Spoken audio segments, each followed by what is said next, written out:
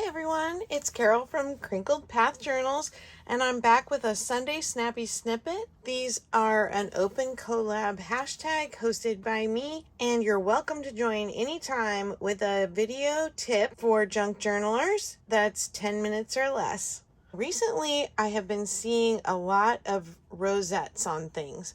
And I'm seeing beautiful ribbon ones and paper ones. A paper rosette was one of the first things that a paper crafter ever taught me for paper crafting.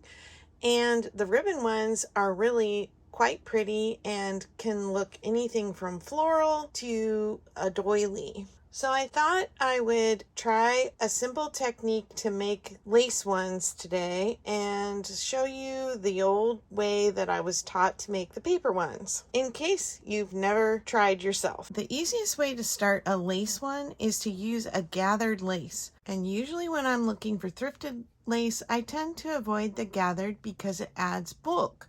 But it's perfect on the top of a card or a cover to use it, and it speeds up your rosette making considerably. First, you'll need a needle with some thread, and you don't need to put a knot in your thread.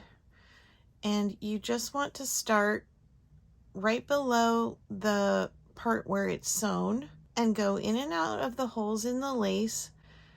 And it does help to go over the parts that are going down and through the parts that are poking up.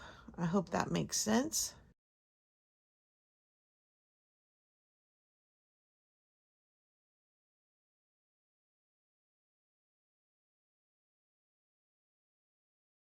And I'm just kind of gathering it up on my needle for now.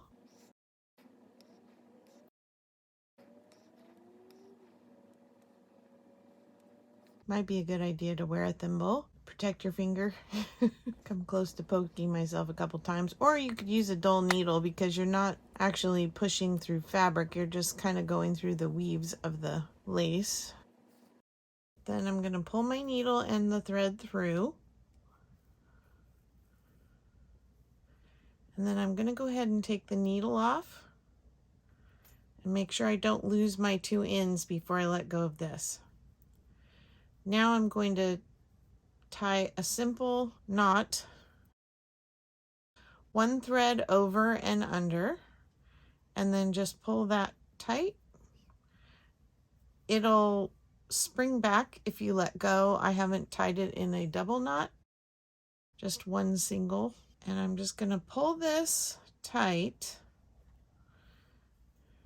until the gathers are all as close as I want them. And then I'm going to tie that second knot in it so that it can't unravel.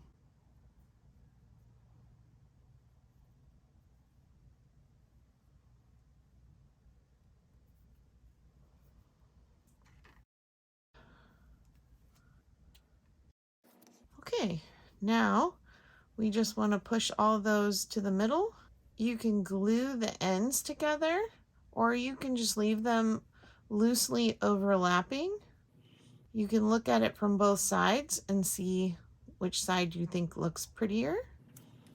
And then you can stitch it down or glue it down onto your card. You can also add a button. You could take some costume jewelry to put in the middle, or you could put a yo-yo out of fabric. Anything that's a circle would probably work there as long as you like the way it looks. So let's go ahead and try it and see if it works as well with the flat lace. So just up and down and try and keep them about the same distance apart. And this piece was a lot longer. I figured that because the other one was gathered, it was probably better to go with the longer piece because I'm sure the gathered one was longer before it was gathered.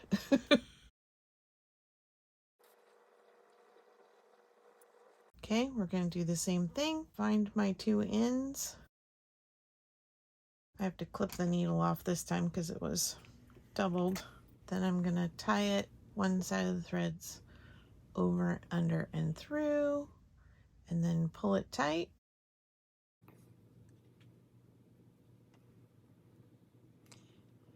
Tie a knot.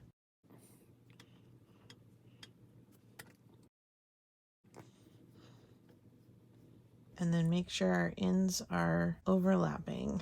I like that so much. Now let's do some paper rosettes. You want your paper to be 5 times longer than the width, and you can go a little less than that or more than that. It'll change how close together your pleats are, but 5 times is a safe standard. And then you're going to need 2 pieces of paper that are the same, and we will start doing some folding. There's 2 ways to do the folds. You can either mark your folds ahead. For these, I would mark 1/4 inch. Of course, you can use any measurement you decide.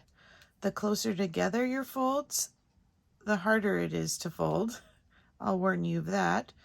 But then your rosette is thinner, and the further apart, the thicker it is off the page. If I was going to fold the whole thing just by measuring and then hand folding, I would mark both sides and I would do lines across to follow with either lightly with pencil or chalk, something that you can see the line and then erase it later. Because I'm only going to show you a few hand folds, I'm just marking little ticks on the paper. If you have a ruler with a sharp edge on it, you can use it to find your mark and bend the paper. And you're going to make a fan fold. Do you remember coming in from recess and being hot and making fans in the classroom? Do you remember the teacher who always gave you a lecture about the fact that fanning yourself was using energy and making you hotter? I think the teacher was just disturbed by all the flapping fans in her class. I don't know that there's any scientific backing to that. So I'm just using the edge of the ruler to get a nice, straight, sharp fold. But the other way to do the folds that is a little quicker and a little easier is to use a scoreboard if you have one. I was doing 1/4 inch folds. And we like to call them hills and valleys because it helps us to see, but you want to make sure they're nice and straight. And all I'm going to score are the valleys. So I'm going to do those every 1/2 inch, and then I'll flip it over and do the 1/4 inch measurement between them. You can see how much quicker this goes, and you won't have to erase anything. And I'm rushing so that I can get my video done in the 10 minutes. When you're doing it, you can be a little more precise. The nice thing about it being folded is that a lot of your little mistakes won't show when you're done, because they'll be in between all the folds. Then you just want to fold, and so all of the accordion pieces are very even. So it's better to refold and get the folds even and have the blemish from a bad fold be down in here than having your folds be uneven. If you have one that's being sticky, you can either crease it again or use your edge. Okay, when you have one done, now we have our 2 pieces. We're going to glue them together on one end. Going to hold it a bit till the glue dries, and then we'll glue the other side. And if they aren't even where you glued them together, you can always trim this little piece off or have it be on the back side. Once your glue is dried, then comes the test. Turning all the folds in, and you can push it in or pull it out to make it as big as you want. I tend to like mine to be kind of tight.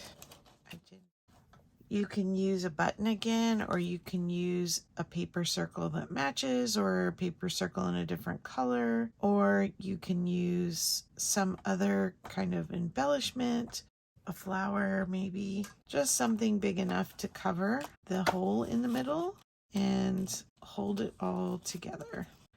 Some people like to use a big glob of hot glue in the middle because it holds more quickly than other glues. Now see if my art glitter glue will do the trick.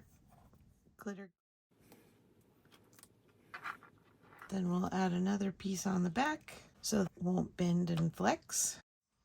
Then you have your finished piece.